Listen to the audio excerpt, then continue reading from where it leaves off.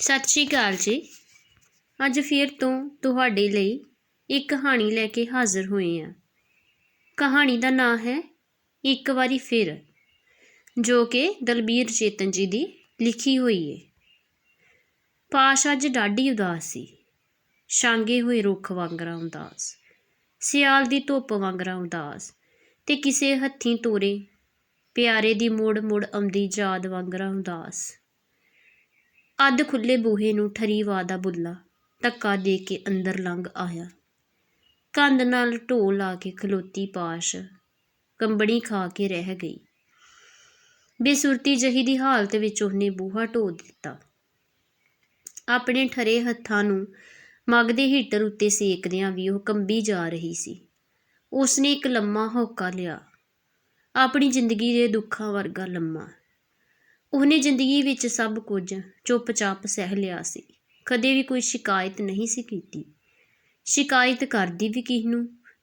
ਪਿਓ ਬਾਹਰੀ ਪਾਸ਼ ਦੀ ਇੱਕ ਬੁੱਢੀ ਮਾਂ ਤੇ ਛੋਟੀ ਭੈਣ ਹੀ ਸੀ। ਜ਼ਿੰਦਗੀ ਨੇ ਉਹਨਾਂ ਨੂੰ ਵੀ ਤਾਂ ਕੁਝ ਨਹੀਂ ਸੀ ਦਿੱਤਾ। ਬੁੱਢੇ ਤੇ ਛੋਟੇ ਹੱਥ ਆਪਣੇ ਆਸਰੇ ਲਈ ਉਸਦੇ ਹੱਥਾਂ ਵੱਲ ਹੀ ਵੇਖਦੇ ਸਨ। ਉਹ ਆਪ ਹਿੰਮਤ ਨਾਲ ਗਿਆਨੀ ਕਰਕੇ ਇੱਕ ਸਕੂਲ ਵਿੱਚ ਪੜ੍ਹਾਉਣ ਲੱਗ ਪਈ ਤੇ ਉਸਦੀ ਤਨਖਾਹ ਨਾਲ ਘਰ ਦਾ ਥੋੜ੍ਹਾ ਬਹੁਤ ਧੂੰਆਂ ਧੁਖਣ ਲੱਗਾ। ਨੌਕਰੀ 'ਤੇ ਲਾ ਕੇ ਉਹਨੇ ਆਪਣੀ ਉਮਰ ਤੋਂ ਵੀ ਭਾਰੇ ਫਰਜ਼ਾਂ ਦਾ ਭਾਰ ਸਿਰ 'ਤੇ ਚੁੱਕ ਲਿਆ। ਕਿਸੇ ਬਨੀਤੇ ਸ਼ਾਹ ਤੋਂ ਵਿਆਜੀ ਲਏ ਕਰਜ਼ੇ ਵਾਂਗ ਫਰਜ਼ਾਂ ਦਾ ਕਰਜ਼ਾ ਵੀ ਮੁੱਕਣ ਦਾ ਨਾਂ ਨਹੀਂ ਸੀ ਲੈਂਦਾ। ਪੱਥਰ ਜਿਹੇ ਹਾਲਾਤਾਂ ਨਾਲ ਮੱਥਾ ਮਾਰਦਿਆਂ ਉਹ ਆਪ ਵੀ ਇੱਕ ਪਠਾਰ ਜਿਹੀ ਬਣ ਕੇ ਰਹਿ ਗਈ ਸੀ। ਪਰ ਇਸ ਪਠਾਰ ਉੱਤੇ ਵੀ ਦੇਵ ਦੀ ਨੇੜਤਾ ਹਰਿਆਲੀ ਵਾਂਗ ਉੱਗ ਆਈ। ਸਕੂਲ ਦੇ ਸਾਰੇ ਸਟਾਫ 'ਚੋਂ ਉਹਨੂੰ ਮਾਸਟਰ ਦੇਵ ਦੇ ਹੀ ਬੋਲ ਨਿੱਘੇ ਜਾਪਦੇ, ਖੁਸ਼ਬੂ ਵਰਗੇ। ਦੇਵ ਦੀਆਂ ਉਦਾਸ ਅੱਖਾਂ 'ਚੋਂ ਉਹਨੂੰ ਆਪਣਾ ਝੋਲਾ ਪੈਂਦਾ ਰਹਿੰਦਾ। ਇਸੇ ਲਈ ਉਹ ਉਹਦੇ ਕੋਲ ਕਿੰਨਾ ਚਿਰ ਬੈਠੀ ਰਹਿੰਦੀ। ਮਨੁੱਖਤਾ ਦਾ ਦਰਦ ਹਿੱਕ ਨਾਲ ਲਾਈ ਉਹ ਉਸਨੂੰ ਰਾਜਨੀਤੀ ਸਮਝਾਉਂਦਾ, ਸਮਾਜ ਵਿਚਲੇ ਵਿਤਕਰੇ ਨੂੰ ਸਪਸ਼ਟ ਕਰਦਾ ਤੇ ਇਹਨਾਂ ਨੂੰ ਦੂਰ ਕਰਨ ਵਾਲੀ ਜੱਦੋ-ਜਹਿਦ ਦੀ ਰੂਪ ਰੇਖਾ ਉਲੀਕਦਾ। ਪਾਸ਼ਦੀਪ ਵਿੱਚ ਦਿਲਚਸਪੀ ਵੱਧਦੀ ਗਈ। ਉਸਦਾ ਸਾਥ ਉਹਨੂੰ ਸੂਰਜ ਦੀ ਲੋ ਵਰਗਾ ਲੱਗਦਾ। ਉਹਦੇ ਦਿਲ ਵਿੱਚ ਕਈ ਵਾਰ ਆਉਂਦਾ ਕਿ ਉਹ ਸੂਰਜ ਵਰਗੇ ਦੇਵ ਨੂੰ ਆਖੇ, ਵੇਖ, ਮੈਨੂੰ ਆਪਣੀ ਥੋੜ੍ਹੀ ਬਹੁਤ ਲੋ ਦੇ ਹੀ ਰੱਖੀ, ਕਿਤੇ ਮੈਂ ਨਹੇਰਿਆਂ 'ਚ ਨਾ ਭਟਕ ਜਾਵਾਂ। ਪਰ ਇੱਕ ਦਿਨ ਉਹ ਹੈਰਾਨ ਹੀ ਰਹਿ ਗਈ।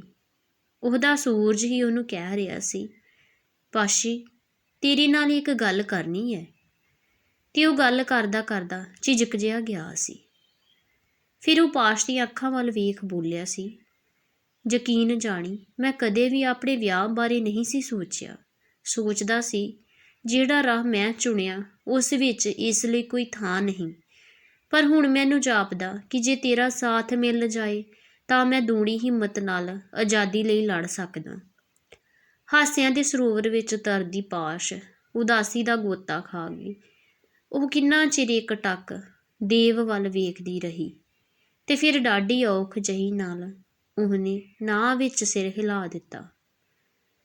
ਦੇਵ ਤੇਰੇ ਵਧਾਏ ਹੱਥ ਨੂੰ ਮੋੜਦਿਆਂ ਮੈਨੂੰ ਆਪਣੇ ਸਾਹ ਮੁੱਕਦੇ ਜਾਪਦੇ ਨੇ। ਪਰ ਯਕੀਨ ਕਰ ਲੈ, ਤੇਰੇ ਸਾਥ ਦੀ ਲਕੀਰ ਮੇਰੀ ਤਲੀ ਉੱਤੇ ਹੈ ਨਹੀਂ। ਅਜੇ ਤਾਂ ਛੋਟੀ ਭੈਣ ਨੂੰ ਪੜ੍ਹਾ ਲਿਖਾ ਕੇ ਕਿਸੇ ਥਾਂ ਜੋਗੀ ਕਰਨਾ, ਫਿਰ ਬੁੱਢੀ ਮਾਂ ਨੂੰ ਵੀ ਤਾਂ ਕੋਈ ਆਸਰਾ ਚਾਹੀਦਾ ਹੈ। ਫਿਰ ਉਹ ਬੜੀ ਉਦਾਸ ਜਿਹੀ ਹੋਈ ਦੇਵ ਦੇ ਗੰਭੀਰ ਚਿਹਰੇ ਵੱਲ ਵੇਖਦਿਆਂ ਤਰਲੇ ਵਾਂਗ ਬੋਲੀ, ਬਹੁਤ ਇਕੱਲੀ ਹਾਂ ਦੇਵ, ਮਨ ਦਾ ਆਸਰਾ ਬਣਿਆ ਰਹੀ। ਦੇਖੀ ਕਿਤੇ ਨਾਰਾਜ਼ ਹੋ ਕੇ ਮੈਥੋਂ ਦੂਰ ਨਾ ਚਲਾ ਜਾਈ। ਪਰ ਦੇਵ ਅਜਿਹਾ ਦੂਰ ਗਿਆ ਕਿ ਮੁੜ ਜ਼ਿੰਦਗੀ ਵਿੱਚ ਵੇਖਣਾ ਵੀ ਨਸੀਬ ਨਾ ਹੋਇਆ। ਦੇਸ਼ ਦੀ ਆਜ਼ਾਦੀ ਲਈ ਜੇਲ੍ਹਾਂ ਵਿੱਚ ਰੁਲਦਿਆਂ ਅਖੀਰ ਜੇਲ੍ਹ ਵਿੱਚ ਹੀ ਉਸ ਦੀ ਜ਼ਿੰਦਗੀ ਦਾ ਅੰਤ ਹੋ ਗਿਆ। ਸੀਤ ਹਵਾ ਦੇ ਝੋਕੇ ਨੇ ਢੋਇਆ ਬੂਹਾ ਖੋਲ੍ਹ ਦਿੱਤਾ। ਪਾਸ਼ ਨੇ ਉੱਠ ਕੇ ਤਖਤੇ ਭੇੜੇ ਤੇ ਅੰਦਰੋਂ ਚਿਟਕਣੀ ਲਾ ਦਿੱਤੀ। ਅੱਜ ਠਾਰ ਉਹਦੇ ਹੱਡਾਂ 'ਚੋਂ ਨਿਕਲਣ ਦਾ ਨਾਂ ਨਹੀਂ ਸੀ ਲੈ ਰਹੀ। ਉਹਨੇ ਹੀਟਰ ਨੂੰ ਖਿੱਚ ਕੇ ਹੋਰ ਲਾਗੇ ਕਰ ਲਿਆ, ਪਰ ਮੱਗ ਦੇ ਹੀਟਰ ਵੱਲ ਵੇਖ ਉਹ ਭੈਭੀਤ ਹੋ ਗਈ। ਉਸਨੂੰ ਮਾਂ ਦੀ ਚਿਖਾ ਯਾਦ ਆਈ। ਜਿਸ ਰਾਤ ਮਾਂ ਮਰੀ ਸੀ, ਉਹ ਦੋਵੇਂ ਭੈਣਾਂ ਲਾਸ਼ ਨੂੰ ਚਿੰਬੜੀਆਂ ਸਾਰੀ ਰਾਤ ਰੋਂਦੀਆਂ ਰਹੀਆਂ ਸਨ। ਅਖੀਰ ਪਾਸ਼ ਨੇ ਆਪਣੇ ਅੱਥਰੂ ਪੂੰਝੇ ਛੋਟੀ ਭੈਣ ਨੂੰ ਗੱਲ ਲਾ ਲਿਆ ਸੀ। ਇਹ ਤਾਂ ਦੁੱਖ ਸਾਰੀ ਉਮਰਾਂ ਦੇ ਰਾਣੀ ਏ, ਕਿੰਨਾ ਕੁ ਚਿਰ ਰੋਵਾਂਗੇ, ਹੌਸਲਾ ਕਰ, ਰੋਇਆਂ ਕਦੇ ਦੁੱਖ ਨਹੀਂ ਮੁੱਕਣੇ। ਤੇ ਇਹਨਾਂ ਦੁੱਖਾਂ ਨੂੰ ਮੁਕਾਉਣ ਲਈ ਉਹਨੇ ਸਭ ਕੁਝ ਵਿਸਾਰ ਦਿੱਤਾ। ਛੋਟੀ ਭੈਣ ਨੂੰ ਪੜ੍ਹਾ ਲਿਖਾ ਕੇ ਨੌਕਰੀ ਉੱਤੇ ਲਗਾਇਆ ਤੇ ਫਿਰ ਇੱਕ ਚੰਗਾ ਘਰ ਲੱਭ ਕੇ ਉਹਦਾ ਵਿਆਹ ਕਰ ਦਿੱਤਾ। ਭੈਣ ਨੂੰ ਘਰੋਂ ਤੋਰ ਉਹ ਅਸਲੋਂ ਇਕੱਲੀ ਹੋ ਗਈ। ਆਉਂਦਿਆਂ ਜਾਂਦਿਆਂ ਭੈਣ ਭਣਵਈਏ ਨੇ ਕਈ ਵਾਰ ਨਾਲ ਲਿਜਾਣ ਲਈ ਜ਼ੋਰ ਪਾਇਆ, ਪਰ ਉਹਦਾ ਸਿਰ ਨਾ ਵਿੱਚ ਹੀ ਹਿਲਦਾ ਰਿਹਾ। ਪਰ ਇਹ ਸੱਚ ਸੀ ਕਿ ਇਕੱਲ ਦੀ ਦੇਗ ਵਿੱਚ ਪਾਸ਼ ਤੋਂ ਉਬਲਿਆ ਨਹੀਂ ਸੀ ਜਾਂਦਾ। ਉਹਨੂੰ ਲੱਗਦਾ ਜਿਵੇਂ ਘਰ ਦੀਆਂ ਦੀਵਾਰਾਂ ਵਿੱਚ ਚਿਣੀ ਉਹ ਸਾਹ ਤੋੜ ਦੇਵੇਗੀ, ਜਿਵੇਂ ਇਕੱਲ ਦੀ ਤੱਤੀ ਤਵੀ ਉਹਨੂੰ ਝੁਲਸ ਕੇ ਰੱਖ ਦੇਵੇਗੀ। ਪਰ ਹੌਲੀ ਹੌਲੀ ਇਹ ਸਭ ਕਾਸੇ ਦੀ ਉਸਨੂੰ ਆਦਤ ਪੈ ਗਈ। ਕੰਧਾਂ ਦੇ ਗਲ ਲੱਗ ਉਹਨੇ ਆਪਣੇ ਆਪ ਨੂੰ ਵਰਚਾ ਲਿਆ। ਸਮੇਂ ਦੇ ਪਾਣੀਆਂ ਵਿੱਚ ਵਗਦਿਆਂ ਉਹਨੇ ਇਕੱਲਤਾ ਦੇ 22 ਸਾਲ ਇਹਨਾਂ ਪਾਣੀਆਂ ਵਿੱਚ ਹੀ ਖੋਰ ਦਿੱਤੇ। ਇਹ ਬਨਵਾਸ ਕੱਟਦੀਆਂ ਸਿਰਫ ਕਿਤਾਬਾਂ ਹੀ ਉਹਦੇ ਸੰਗ ਤੁਰੀਆਂ ਸਨ। ਉਹਨਾਂ ਨੇ ਹੀ ਸੰਗ ਸਹੇਲੀਆਂ ਵਾਂਗ ਦੁੱਖਾਂ ਵਿੱਚ ਵੀ ਉਹਦਾ ਹੱਥ ਫੜੀ ਰੱਖਿਆ ਸੀ। ਪਰ ਕਦੇ ਕਦੇ ਕਹਿਰ ਵਰਗੇ ਦਿਨਾਂ 'ਚ ਕੋਈ ਵੀ ਸਹਾਰਾ ਉਹਦੇ ਨਾਲ ਨਹੀਂ ਸੀ ਤੁਰਦਾ। ਅੱਜ ਉਹ ਘੜੀ ਪਹਿਲਾਂ ਕਮਰੇ ਵਿੱਚ ਬੈਠੀ ਪੜ੍ਹ ਰਹੀ ਸੀ ਕਿ ਹੋਣੀ ਦੇ ਹੱਥਾਂ ਨੇ ਬੂਹਾ ਠਕੋਰਿਆ। ਉਹਨੇ ਬੂਹਾ ਖੋਲ੍ਹਿਆ ਤਾਂ ਇੱਕ ਓਪਰਾ ਮਰਦ ਬਾਹਰ ਖੜਾ ਸੀ, ਜਿਵੇਂ ਪਾਸ਼ ਹੋਰਾਂ ਨੂੰ ਮਿਲਣਾ। ਪਾਸ਼ ਨੇ ਉਪਰੇ ਆਦਮੀ ਵੱਲ ਗਹੁ ਨਾਲ ਤੱਕਿਆ, ਪਰ ਉਹ ਬਿਲਕੁਲ ਹੀ ਬੇਸਿਆਣਾ ਸੀ। ਆਖਿਆ, ਆਓ, ਮੈਂ ਹੀ ਪਾਸ਼ ਹਾਂ, ਲੰਘ ਆਓ। ਕੋਈ ਅੱਧ ਸਦੀ ਹੰਢਾ ਚੁੱਕਾ ਓਪਰਾ ਮਰਦ ਅੰਦਰ ਲੰਘ ਆਇਆ। ਤੁਸੀਂ ਮੈਨੂੰ ਨਹੀਂ ਜਾਣਦੇ? ਆਉਣ ਵਾਲੇ ਨੇ ਕਿਹਾ। ਬਸ ਇੱਕ ਇਤਫਾਕ ਹੀ ਸਮਝੋ ਕਿ ਮੈਂ ਤੁਹਾਡੇ ਤੱਕ ਆ ਪਹੁੰਚਾ ਹਾਂ। ਆਉਣ ਵਾਲੇ ਨੇ ਆਪਣੀਆਂ ਐਨਕਾਂ ਲਾਹ ਕੇ ਕੁੜਤੇ ਦੀ ਕੰਨੀ ਨਾਲ ਸਾਫ਼ ਕੀਤੀਆਂ ਤੇ ਫਿਰ ਲਾਉਂਦਿਆਂ ਆਖਿਆ, ਅੱਜ ਤੋਂ ਕੋਈ 24 ਸਾਲ ਪਹਿਲਾਂ ਦੇਵ ਦਾ ਮੇਰੀਆਂ ਬਾਹਾਂ ਵਿੱਚ ਸਾਹ ਤੋੜ ਜਾਣਾ ਇੱਕ ਇਤਫਾਕ ਹੀ ਸੀ। ਪਾਸ਼ ਦੇਵ ਦਾ ਨਾਂ ਸੁਣ ਕੇ ਪੂਰੀ ਕੰਬ ਗਈ। ਇੱਕ ਭਰਵਾਂ ਸਾਹ ਲੈਂਦਿਆਂ ਉਹਨੇ ਆਪਣੇ ਆਪ ਨੂੰ ਸੂਤ ਕੀਤਾ। ਓਪਰਾ ਮਰਦ ਕਹਿ ਰਿਹਾ ਸੀ, ਭੁੱਖ ਹੜਤਾਲ ਦੇ 42ਵੇਂ ਦਿਨ ਉਹਦੀ ਹਾਲਤ ਬਹੁਤ ਹੀ ਮਾੜੀ ਹੋ ਗਈ। ਉਸ ਦਿਨ ਮੈਂ ਪਹਿਰੇ ਉੱਤੇ ਸੀ। ਦੇਵ ਭੂਰਾ ਕਰਕੇ ਮੇਰੀਆਂ ਅੱਖਾਂ ਅੱਗੇ ਮਰ ਰਿਹਾ ਸੀ। ਮੈਥੋਂ ਜਰਿਆ ਨਾ ਗਿਆ। ਪੁਲਿਸ ਦੀ ਵਰਦੀ ਦੀ ਪਰਵਾਹ ਨਾ ਕਰਦਿਆਂ ਮੈਂ ਉਹਦੇ ਸਿਰਹਾਣੇ ਜਾ ਬੈਠਾ। ਪੁੱਛਿਆ, ਦੇਵ, ਕੋਈ ਸੇਵਾ ਮੇਰੇ ਲਾਇਕ? ਉਹ ਕਹਿਣ ਲੱਗਾ, ਬਸ ਦੋਸਤਾ, ਤੇਰੀ ਬੜੀ ਕਿਰਪਾ। ਪੁਲਿਸ ਦੀ ਵਰਦੀ 'ਚ ਹੁੰਦਿਆਂ ਵੀ ਤੂੰ ਹਮਦਰਦ ਬਣਿਆ ਏ। ਬਸ ਇੱਕ ਹਿਰਖ ਹੈ ਕਿ ਤੁਸੀਂ ਇਹ ਹਥਿਆਰ ਸਾਨੂੰ ਬੰਦੀ ਬਣਾਉਣ ਲਈ ਕਿਉਂ ਚੁੱਕੇ ਨੇ? ਕਿਉਂ ਨਹੀਂ ਇਹਨਾਂ ਦਾ ਮੂੰਹ ਉੱਧਰ ਮੋੜਦੇ ਜੋ ਸਾਡੇ ਦੇਸ਼ ਦੀ ਕਿਸਮਤ ਨਹੀਂ ਬੰਨਣ ਦਿੰਦੇ? ਦੇਵ ਦੀਆਂ ਗੱਲਾਂ ਸੁਣ ਕੇ ਮੇਰੀਆਂ ਅੱਖਾਂ ਸਿੱਲੀਆਂ ਹੋ ਗਈਆਂ। ਮੇਰੇ ਅੱਥਰੂ ਪੂੰਝਦਾ ਬੋਲਿਆ, ਵੇਖ, ਰੋਣਾ ਨਹੀਂ, ਅਸੀਂ ਤਾਂ ਰੋਂਦੀਆਂ ਅੱਖਾਂ ਦੇ ਅੱਥਰੂ ਪੂੰਝਣ ਲਈ ਨਿਕਲੇ ਹਾਂ। ਫਿਰ ਜੇ ਉਹਦੇ ਅੱਥਰੂ ਤਾਂ ਸੁੱਕ ਗਏ, ਮੇਰੇ ਅਜੇ ਤੱਕ ਨਹੀਂ ਸੁੱਕੇ। ਮੈਂ ਉਹਦੀ ਲਾਸ਼ ਨਾਲ ਚੰਬੜਿਆ, ਧਾਵਾਂ ਮਾਰ ਕੇ ਰੋ ਉੱਠਿਆ। ਹੋਰਨਾਂ ਕੈਦੀਆਂ ਨੂੰ ਜਦੋਂ ਦੇਵ ਦੀ ਮੌਤ ਦਾ ਪਤਾ ਲੱਗਾ ਤਾਂ ਜੇਲ੍ਹ ਵਿੱਚ ਨਾਅਰਿਆਂ ਦਾ ਇੱਕ ਸ਼ੋਰ ਮੱਚ ਉੱਠਿਆ। ਸਾਰਿਆਂ ਦੀ ਰਲਵੀਂ ਆਵਾਜ਼ ਜੇਲ੍ਹ ਕਰਮਚਾਰੀਆਂ ਨੂੰ ਕਹਿਰ ਵਰਗੀ ਲੱਗੀ। ਉਹ ਦਗੜ ਕਰਕੇ ਸਾਡੇ ਵੱਲ ਭੱਜ ਆਏ। ਇੱਕ ਬਾਗੀ ਦੀ ਲਾਸ਼ ਉੱਤੇ ਮੈਨੂੰ ਰੋਂਦਿਆਂ ਵੇਖ ਗੋਰਾ ਸੁਪਰਡੈਂਟ ਖਤਰੇ ਨੂੰ ਭਾਂਪ ਗਿਆ। ਆਉਂਦਿਆਂ ਹੀ ਲਾਗੇ ਪਈ ਰਾਈਫਲ ਨੂੰ ਕਾਬੂ ਕਰਦਿਆਂ ਉਹ ਮੇਰੇ ਉੱਤੇ ਵਰਿਆ। ਤੈਨੂੰ ਪਤਾ, ਤੂੰ ਇੱਕ ਖਤਰਨਾਕ ਬਾਗੀ ਦਾ ਪੱਖ ਪਾ ਰਿਹਾ ਹੈ। ਇੱਕ ਗਦਾਰ ਨਾਲ ਹਮਦਰਦੀ ਦੇ ਗੁਨਾਹ ਦੀ ਸਜ਼ਾ ਜਾਣਦਾ ਹੈ? ਜਿਸ ਗੋਰੇ ਅਫਸਰ ਦੇ ਸਾਹਮਣੇ ਖਲੋਤਾ ਮੈਂ ਕੰਬ ਜਾਇਆ ਕਰਦਾ ਸੀ, ਉਸ ਦਿਨ ਤਣ ਕੇ ਖਲੋ ਗਿਆ। ਬੋਲਦਿਆਂ ਉਪਰੇ ਮਰਦ ਨੇ ਹੋਕੇ ਵਰਗੀ ਉਦਾਸ ਪਾਸ਼ ਨੂੰ ਵੇਖਿਆ। ਉਸ ਦੀਆਂ ਅੱਖਾਂ ਵਿੱਚ ਅਤੀਤ ਦਾ ਬੱਦਲ ਫਟ ਕੇ ਪਾਣੀਓ ਪਾਣੀ ਬਣ ਚੁੱਕਾ ਸੀ। ਆਪਣੀ ਉਮਰ ਜਿੱਡਾ ਹੋਕਾ ਲੈਂਦਿਆਂ ਪਾਸ਼ ਨੇ ਆਪਣੇ ਆਪ ਨੂੰ ਸੰਭਾਲਿਆ।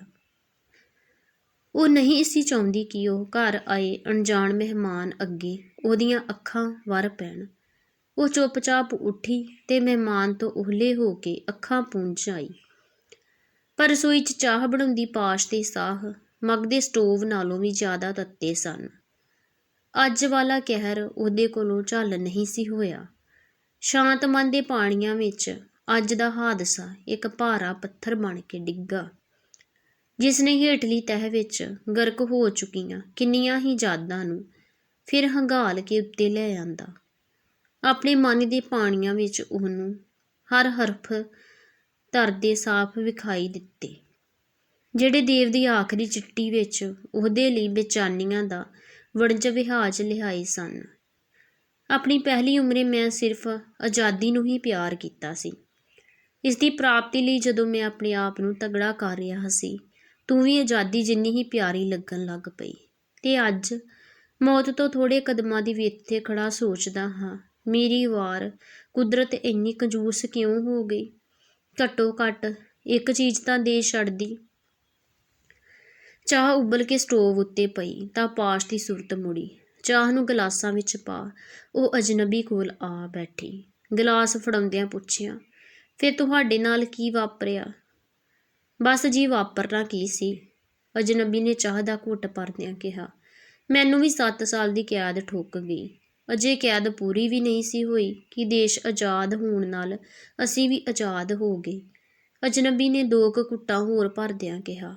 ਕੁਝ ਕੁ ਸਾਲ ਤਾਂ ਹੋਸ਼ ਹੀ ਨਾ ਰਹੀ, ਬਸ ਆਜ਼ਾਦੀ ਦੀ ਖੁਮਾਰੀ ਵਿੱਚ ਹੀ ਉੱਡੇ ਫਿਰਦੇ ਰਹੇ। ਤੇ ਜਦ ਖੁਮਾਰੀ ਲੱਥੀ ਤਾਂ ਮਹਿਸੂਸ ਹੋਇਆ ਕਿ ਕੋਈ ਬਹੁਤ ਕੁਝ ਨਹੀਂ ਸੀ ਬਦਲਿਆ।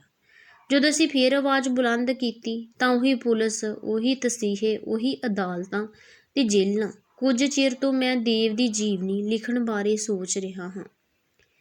ਇਸੇ ਲਈ ਪੁੱਛਦਾ ਪੁਛਾਉਂਦਾ ਉਸ ਸਕੂਲ ਪਹੁੰਚਾ ਜਿੱਥੇ ਦੇਵ ਪੜ੍ਹਾਇਆ ਕਰਦਾ ਸੀ।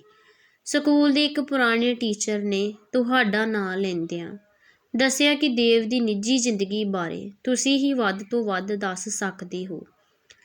ਤੁਹਾਡਾ ਨਾਂ ਮੇਰੇ ਮਨ ਦੀ ਹਨੇਰੀ ਗੁੱਠੇ ਇੱਕ ਚਾਨਣ ਵਾਂਗ ਚਮਕਿਆ। ਮੈਨੂੰ ਯਾਦ ਆਇਆ ਕਿ ਇਸ ਨਾਂ ਵਾਲੀਆਂ ਚਿੱਠੀਆਂ ਦੇਵ ਮੇਰੇ ਰਾਹੀਂ ਹੀ ਡਾਕੇ ਪਵਾਇਆ ਕਰਦਾ ਸੀ। ਉਸ ਟੀਚਰ ਤੋਂ ਥੋਹ ਪਤਾ ਪੁੱਛ ਕੇ ਮੈਂ ਤੁਹਾਡੇ ਤੱਕ ਅੱਪੜਿਆ ਹਾਂ। ਫਿਰ ਉਹ ਦੇਵ ਦੀਆਂ ਗੱਲਾਂ ਵਿੱਚ ਅਜਿਹੇ ਜੁੜੇ ਕਿ ਆਲੇ ਦੁਆਲੇ ਦੀ ਸੁੱਧ ਬੁੱਧ ਨਾ ਰਹੀ। ਜਦ ਕਮਰੇ ਅੰਦਰ ਹਨੇਰੇ ਦੇ ਪਰਛਾਵੇਂ ਡਾਢੇ ਸੰਘਣੇ ਹੋ ਗਏ ਤਾਂ ਪਾਸ਼ ਤਰਵਕ ਕੇ ਉੱਠੀ ਤੇ ਬੱਤੀ ਬਾਲ ਦਿੱਤੀ। ਦੋਵੇਂ ਖਾਲੀ ਗਲਾਸ ਚੁੱਕ ਕੇ ਇੱਕ ਪਾਸੇ ਰੱਖਦੀ ਉਹ ਫੇਰ ਆਪਣੀ ਥਾਂ ਤੇ ਆ ਬੈਠੀ। ਮੈਂ ਬਹੁਤਾ ਚਿਰ ਰੁਕ ਨਹੀਂ ਸਕਦਾ। ਬਸ ਇੱਕ ਗੱਲ ਹੋਰ, ਤੁਹਾਡੇ ਲਈ ਹੋਵੇਗੀ ਤਾਂ ਔਖੀ, ਪਰ ਜੇਲ੍ਹ ਵੇਲੇ ਦੀਆਂ ਲਿਖੀਆਂ ਦੇਵ ਦੀਆਂ ਚਿੱਠੀਆਂ ਮੇਰੀ ਬੜੀ ਮਦਦ ਕਰ ਸਕਦੀਆਂ ਨੇ। ਚਿੱਠੀਆਂ? ਪਾਸ਼ ਦੀ ਸੋਚ ਨੂੰ ਇੱਕ ਝਟਕਾ ਲੱਗਾ। ਮੇਰੇ ਕੋਲ ਜਿਉਣ ਲਈ ਕੁਝ ਤਾਂ ਰਹਿਣ ਦਿਓ, ਕਹਿਣਾ ਚਾਹੁੰਦੀ ਸੀ, ਪਰ ਇਹ ਸੋਚ ਨੂੰ ਸ਼ਬਦ ਨਾ ਜੁੜੇ। ਉਸ ਦੀਆਂ ਉਦਾਸ ਅੱਖਾਂ ਨੇ ਜਦ ਅਜਨਬੀ ਵੱਲ ਤੱਕਿਆ ਤਾਂ ਉਹ ਤ੍ਰਹਿ ਗਈ। ਕੁਰਸੀ ਉੱਤੇ ਬੈਠਾ ਉਪਰਾ ਆਦਮੀ ਉਹਨੂੰ ਦੇਵ ਦਾ ਹੀ ਬਦਲਾ ਰੂਪ ਜਾਪਿਆ। ਉਹ ਗੱਲਾਂ, ਉਹ ਸਾਦਗੀ ਤੇ ਅੱਖਾਂ ਦੀਆਂ ਡੂੰਘਿਆਈਆਂ ਵਿੱਚ ਤਰਦਾ ਲੋਕਾਂ ਲਈ ਉਹੋ ਜਿਹਾ ਹੀ ਦਰਦ। ਅਸਲ ਵਿੱਚ ਦੇਵ ਨੇ ਮੈਨੂੰ ਕੋਈ ਚਿੱਠੀ ਲਿਖੀ ਹੀ ਨਹੀਂ, ਪਾਸ਼ ਨੇ ਇੱਕ ਡੂੰਘਾ ਸਾਹ ਲੈਂਦਿਆਂ ਕਿਹਾ। ਉਹਨੇ ਜੋ ਵੀ ਮੈਨੂੰ ਲਿਖਿਆ ਉਹ ਲੋਕਾਂ ਲਈ ਸੀ। ਤੇ ਉਸਨੇ ਟਰੰਕ ਵਿੱਚੋਂ ਰੁਮਾਲ ਨਾਲ ਵਲੇਟੀਆਂ ਸਾਰੀਆਂ ਚਿੱਠੀਆਂ ਕੱਢ ਕੇ ਅਜਨਬੀ ਨੂੰ ਫੜਾ ਦਿੱਤੀਆਂ। ਲਓ, ਤੁਸੀਂ ਪੜ੍ਹ ਲਓ, ਓਨਾ ਚਿਰ ਮੈਂ ਰੋਟੀ ਦਾ ਆਹਰ ਕਰਾਂ। ਅਜਨਬੀ ਨੇ ਚਿੱਠੀਆਂ ਫੜਦਿਆਂ ਆਪਣੀ ਘੜੀ ਵੱਲ ਵੇਖਿਆ। ਇੱਥੋਂ ਅੰਮ੍ਰਿਤਸਰ ਕਿੰਨੇ ਕੁ ਚਿਰ ਦਾ ਰਾਹ ਹੋਵੇਗਾ? ਬਸ ਕੋਈ ਅੱਧੇ ਕੁ ਘੰਟੇ ਦਾ। ਫਿਰ ਤਾਂ ਮੈਨੂੰ ਚੱਲਣਾ ਚਾਹੀਦਾ ਹੈ। ਨਹੀਂ, ਇੰਜ ਨਾ ਸੋਚੋ, ਤੁਸੀਂ ਇੱਥੇ ਬਗੈਰ ਝਿਜਕਦੇ ਰਾਤ ਰਹਿ ਸਕਦੇ ਹੋ। ਰਾਤ ਰਹਿਣ ਦੀ ਗੱਲ ਨਹੀਂ ਪਾਸ਼ੀ, ਪਰ ਮੈਂ ਜ਼ਰੂਰੀ ਕੰਮ ਕਲਕੱਤੇ ਜਾ ਰਿਹਾ ਹਾਂ, ਕਿਸੇ ਵੀ ਤਰ੍ਹਾਂ ਰੁਕ ਨਹੀਂ ਸਕਦਾ। ਆਪਣਾ ਨਾਂ ਇੱਕ ਅਜਨਬੀ ਦੇ ਮੂੰਹੋਂ ਇੰਨੀ ਅਮਨਤ ਨਾਲ ਸੁਣ ਕੇ ਪਾਸ਼ੀ ਹਿੱਲ ਜਿਹੀ ਗਈ। ਦੇਵ ਵੀ ਬਹੁਤੀ ਵਾਰ ਉਹਨੂੰ ਇੰਜ ਹੀ ਸੱਦਿਆ ਕਰਦਾ ਸੀ ਤੇ ਅੱਜ ਇੱਕ ਲੰਬੇ ਅਰਸੇ ਤੋਂ ਬਾਅਦ ਇੱਕ ਉਪਰਿਆਂ ਵਾਂਗ ਆਏ ਇਸ ਪ੍ਰਾਹੁਣੇ ਨੇ ਉਸ ਨਾਂ ਨੂੰ ਦੁਹਰਾ ਕੇ ਪਾਸ਼ ਨੂੰ ਇੱਕ ਕਾਂਬਾ ਜਿਹਾ ਛੇੜ ਦਿੱਤਾ। ਤੁਸੀਂ ਫਿਰ ਕਦੋਂ ਆਓਗੇ? ਇਹ ਫਿਰ ਸਾਡੀ ਜ਼ਿੰਦਗੀ ਵਿੱਚ ਬਹੁਤ ਘੱਟ ਆਉਂਦੀ ਏ। ਪਤਾ ਨਹੀਂ ਕਿਹੜੀ ਥਾਂ ਮੁਕਾਬਲੇ ਲਈ ਉਡੀਕ ਰਹੀ ਹੋਵੇਗੀ। ਪਾਸ਼ ਨੂੰ ਲੱਗਾ ਉਹ ਅਜਨਬੀ ਦੀ ਹਿੱਕ ਨਾਲ ਆਪਣਾ ਸਿਰ ਲਾ ਕੇ ਉਮਰਾਂ ਦੇ ਡੱਕੇ ਅਥਰੂ ਵਗਾ ਛੱਡੇ, ਪਰ ਆਪਣੇ ਉੱਤੇ ਜ਼ਬਤ ਰੱਖਦਿਆਂ ਉਹਨੇ ਸਿਰ ਕੰਧ ਨਾਲ ਜੋੜ ਲਿਆ। ਨਹੀਂ ਪਾਛੀ, ਰੋਣਾ ਨਹੀਂ, ਇਹ ਅਥਰੂ ਰੋਇਆ ਨਹੀਂ, ਮੁਕਾਇਆ ਹੀ ਮੁੱਕਣੇ ਨੇ, ਓਪਰੇ ਮਰਦ ਨੇ ਕਿਹਾ ਤੇ ਕੁਝ ਚੇਤੇ ਆ ਜਾਣ ਵਾਂਗ ਕਾਹਲੀ ਨਾਲ ਆਪਣੀ ਘੜੀ ਵੱਲ ਵੇਖਿਆ। ਅੱਛਾ, ਮੈਂ ਚੱਲਦਾ, ਕਿਤੇ ਗੱਡੀਓ ਨਾ ਖੁੰਝ ਜਾਵਾਂ। ਅਜਨਬੀ ਨੇ ਬੰਦ ਅੱਖਾਂ ਵਿੱਚੋਂ ਹੰਝੂ ਘੇਰਦੀ ਪਾਸ਼ ਦੇ ਦੋਵੇਂ ਹੱਥ ਆਪਣੇ ਹੱਥਾਂ ਵਿੱਚ ਘੁੱਟ ਲਏ। ਜਾਣ ਤੋਂ ਪਹਿਲਾਂ ਆਪਣਾ ਨਾਂ ਤਾਂ ਦੱਸਦੇ ਜਾਓ, ਪਾਸ਼ ਨੇ ਆਪਣੀ ਮੁੱਕਦੀ ਜਾਂਦੀ ਸੁਰਤ ਦੀ ਕਿਸੇ ਤੰਦ ਨੂੰ ਹੱਥ ਪਾਉਂਦਿਆਂ ਕਿਹਾ। ਨਾਂ ਕੀ ਦੱਸਾਂ ਪਾਛੀ, ਇਸ ਰਾਹ 'ਤੇ ਤੁਰਨ ਵਾਲਿਆਂ ਦਾ ਕੋਈ ਨਾਂ ਨਹੀਂ ਹੁੰਦਾ, ਪਰ ਇੱਕ ਲੰਮੇ ਅਰਸੇ ਤੋਂ ਦੇਵ ਦੀ ਪੈੜ ਉੱਤੇ ਤੁਰਦਿਆਂ ਮੈਂ ਆਪਣੇ ਆਪ ਨੂੰ ਦੇਵ ਹੀ ਸਮਝਣ ਲੱਗ ਪਿਆ ਹਾਂ। ਘਰ ਆਇਆ ਉਪਰਾ ਮਰਦ ਦੇਵ ਬਣ ਕੇ ਚਲਾ ਗਿਆ ਤੇ ਪਾਸ਼ ਡਾਢੀ ਉਦਾਸ ਹੋ ਗਈ, ਛਾਗੇ ਹੋਏ ਰੁੱਖ ਵਾਂਗਰਾਂ ਉਦਾਸ, ਸਿਆਲ ਦੀ ਧੁੱਪ ਵਾਂਗਰਾਂ ਉਦਾਸ ਤੇ ਕਿਸੇ ਹੱਥੀਂ ਤੋਰੇ ਪਿਆਰੇ ਦੀ ਮੁੜ ਮੁੜ ਆਉਂਦੀ ਯਾਦ ਵਾਂਗਰਾਂ ਉਦਾਸ।